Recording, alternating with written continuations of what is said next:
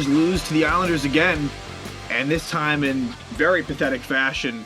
They get shut out 3-0 at MSG, where the Islanders have definitely had the better of the Rangers specifically. The Rangers lost to the Islanders a few weeks ago in a game that really could have gone either way. Arguably, the Rangers, you could have said played better. Sorokin was really good, but it was just a well-played game, which the Islanders were able to win at the end. This one, the Rangers, as Gerard Gallant stated after the postgame, were horseshit. And Gallant, who usually is pretty tempered and keeps things in perspective, you couldn't defend him. I mean, the Rangers were just awful in this game. They should have. Effort was a problem. Effort was absolutely a problem. The shots on goal, that's misleading. Like, the Islanders didn't have that many shots on goal, but the Islanders were clearly the better team. I thought in the first period, the Rangers were okay, but they just got progressively worse as the game wore on, and the Islanders had played last night. Semyon Varlamov now with 4 straight shutouts against the Rangers at MSG. That's remarkable, dating back to last season. And this is an easy one. I mean, I possibly could have gotten the shutout in this one. Like, he really was not tested at all. The Rangers just gave just about nothing. There were not many players where I could say, yep, they played well. Like, there's something negative attached to almost every player if you really wanted to go, one by one. But, and yeah, you'd think that they will respond against the Flyers next game. But for me, it's more so, let's see the Rangers respond when they play the Islanders next time, which will be at the Islanders also a few weeks from now. So it's kind of been every couple of weeks. Although this is about like 3 weeks from now, to be fair. So this one, a little bit more of a gap. But that's one in which I'm more looking forward to. Not to say that the Flyer game is a foregone conclusion, but yes, I would expect them to respond. But what are you going to do next time when you face the Islanders? Not that it really matters in terms of if the Islanders aren't going to make the playoffs, so it doesn't really matter in that sense. But it's got to be frustrating for them. And really, tonight was just an inexcusable, horrible effort. Nothing else, not much more to it. And against the Islanders, you got to get the first goal.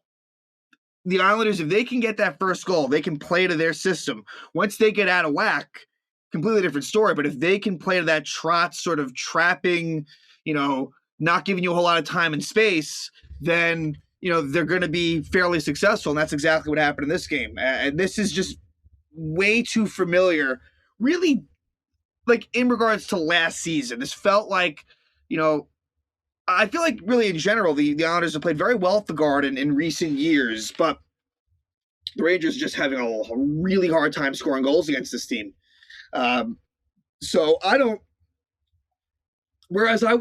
It's funny, they played better against the Islanders last time, but there was a concern of mine at that point. Well, this could be like the playoffs, but the Rangers have done so well against playoff teams and that I'm not really overly concerned about what it means for the playoffs. I mean, I think it needs to be taken into account, but at the same time, I think that the Rangers have proven themselves enough where it's the specific Islander match that's a problem, and also they just played like shit tonight.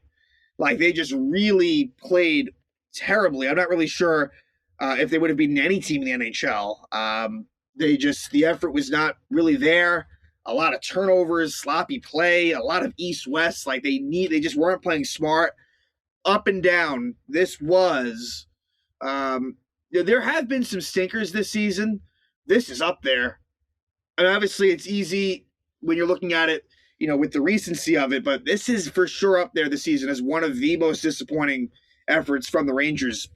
And I guess in some ways you can see it coming, knowing that they were on a 4-game winning streak, but this fact they lost to the Islanders last time, again, in what was a couple of weeks ago at MSG, that should have been on their mind, but it just wasn't clearly.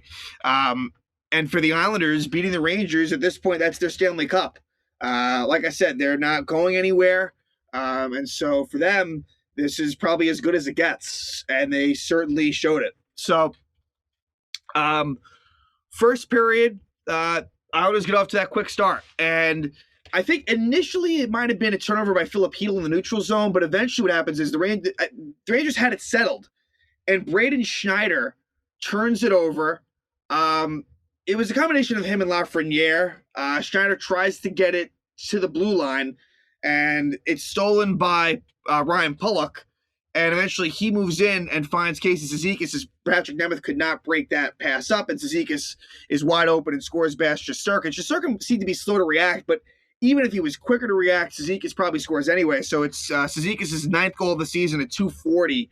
And in this game, Nemeth and Schneider really struggled. Whereas I gave them credit last game against Detroit. I felt they played well. Did not play well at all in this game.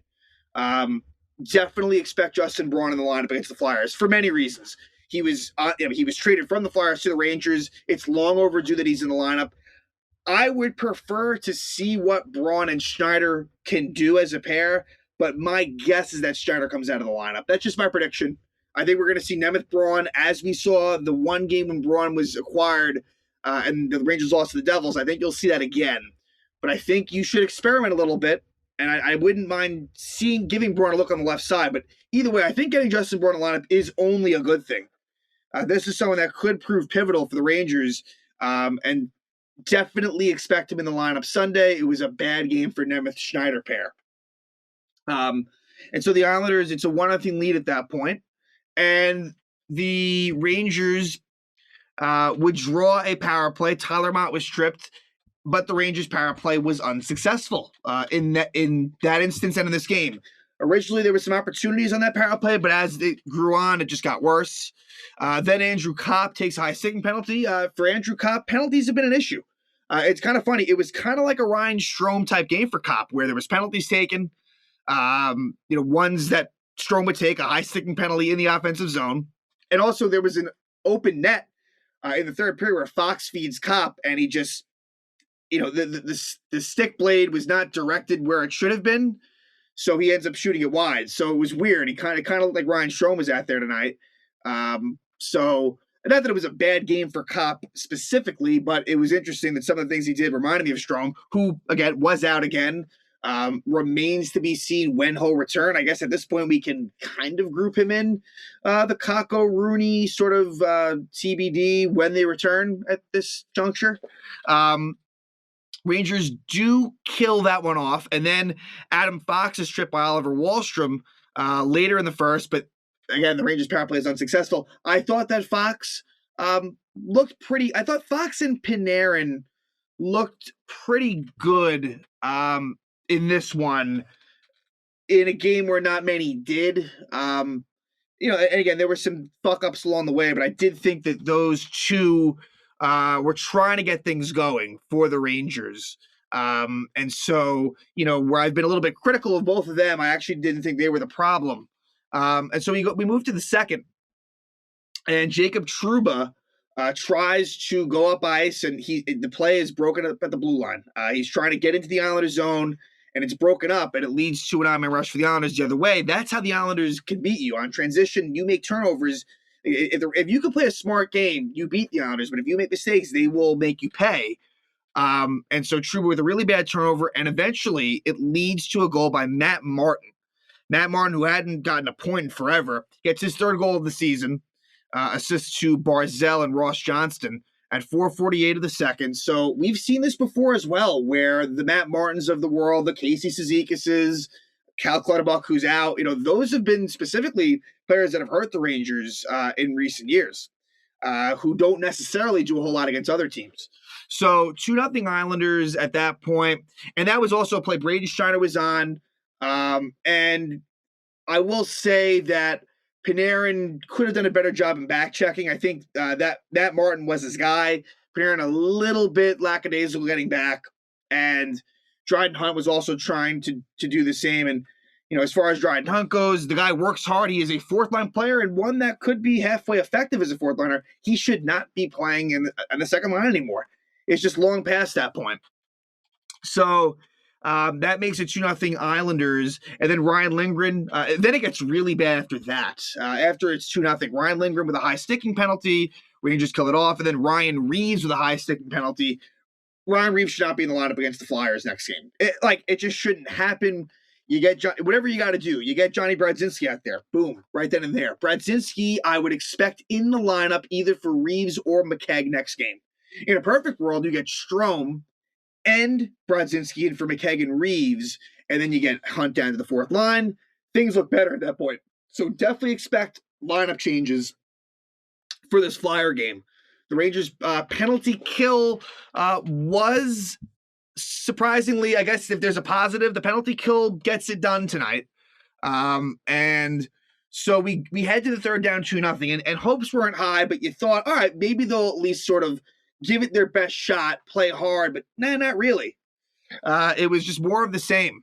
And at 2:47 of the third, it is a goal by Matthew Barzal, 14th goal of the season from Oliver Wahlstrom. And this was another turnover. And I forget who was the one that maybe made the initial turnover, but it ends up being where Nemeth and Schneider are on. So Schneider, and really Nemeth on two of the goals, the first goal and the third goal, is trying to sort of break up what could be a 2-on-1 deep, and is unsuccessful. Barzal just moves in and backhands it in past Shesterkin. And so, yeah, the Rangers are down 3-0 at this point. Didn't think it was a great game for Barclay Goodrow, who would eventually get involved where Anders Lee interferes with Ryan Lindgren. Honestly, it wasn't really a great call. Rangers power play doesn't score. They call the penalty on Lee, and then Goodrow goes after Lee, which leads to a power play for the Islanders because Goodrow was given the instigator, which was true. And sure, good by Goodrow to stick up for his teammate. But Islanders don't score on that power play, but they just were in control of the rest of the game. Just a really poor job of the Rangers. Listless, lifeless. We haven't seen it a whole lot from them this year, but it's disappointing to do it against the Islanders. But again, I think in the long run, not overly concerned from an Islander standpoint, frustrating, but the Rangers, they'll move on. And Gallant was obviously very upset.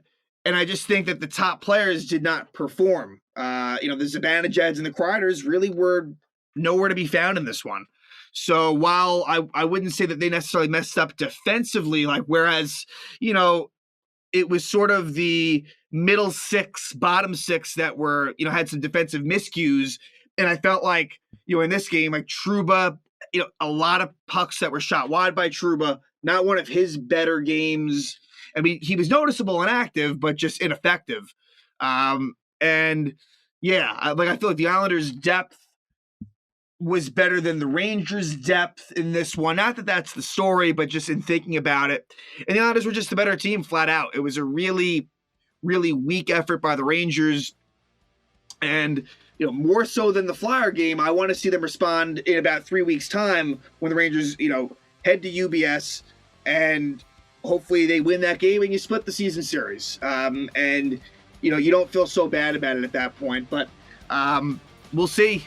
So the Rangers shut out 3-0 at home to the Islanders, 4 straight shutouts at the Garden for Semyon Varlamov. And we will see what will hopefully be a much better Rangers team as they will play at the Garden again on Sunday.